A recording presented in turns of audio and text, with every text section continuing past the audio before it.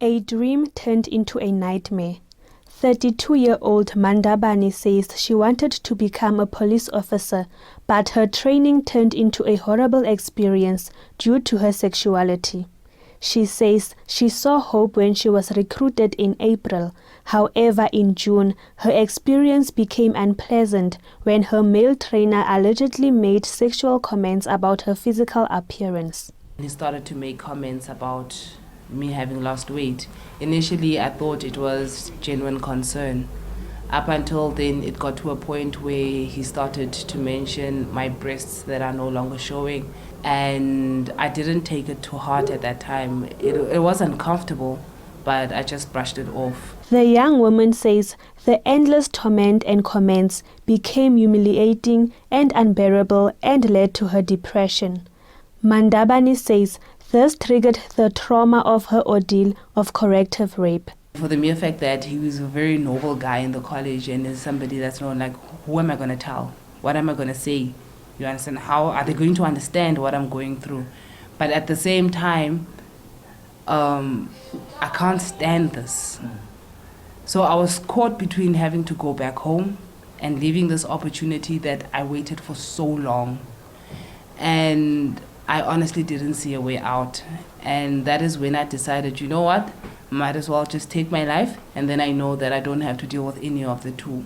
Fanie Mandabane, who is the mother of the trainee, says she is disappointed. I feel so let down, and I feel, for a lack of a better word, let me say misled, up until I can remember the word I want to use.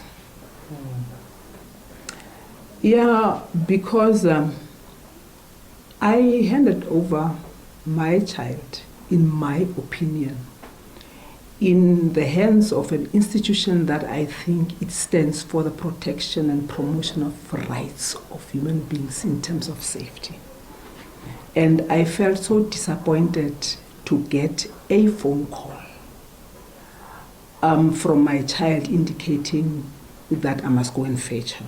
A Kimberley-based gay and lesbian organization has taken on her matter and is demanding justice for her. I'm very disappointed in the South African Police Services, which is an institution to ensure that they are practicing law enforcement principles. I also feel that the space should be conducive and should have been a safer space for her, in particular as a young woman in that setup. But the space became a horror place for her, and that in itself violating the rights of people, making the safer space of learning a space of horror and nightmares, that is bad.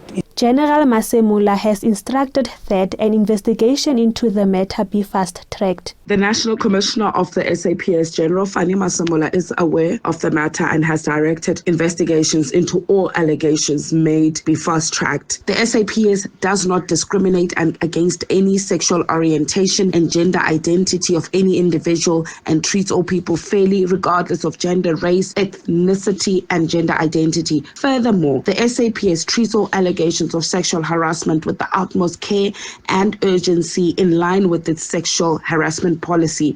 This case is therefore receiving the necessary attention. The Mandabane family says they are seeking justice in this matter.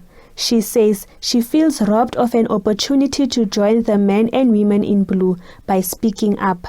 Karabo Siyoko, SABC News, Kimberley.